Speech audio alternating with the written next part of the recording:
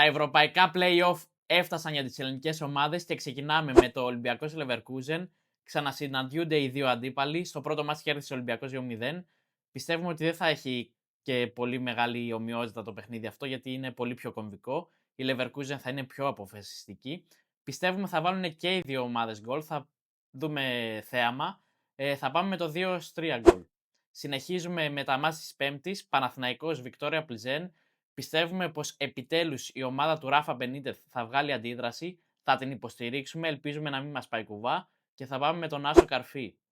Και πάμε στην Τούμπα, ΠΑΟΚ Θέλτα, ξανασυναντιούνται και αυτοί, στο πρώτο παιχνίδι έχει κερδίσει σχετικά εύκολα η ισπανική ομάδα. Ο ΠΑΟΚ είναι κουρασμένος, έχει πολλούς τραυματισμούς, ωστόσο θα το παλέψει σίγουρα και θα δώσουμε και σε αυτό το παιχνίδι 2-3 γκολ.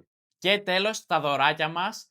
Καραμπάκ, Newcastle, θα πάμε με το διπλό και γκολ, είναι αρκετά υψηλά στην απόδοση.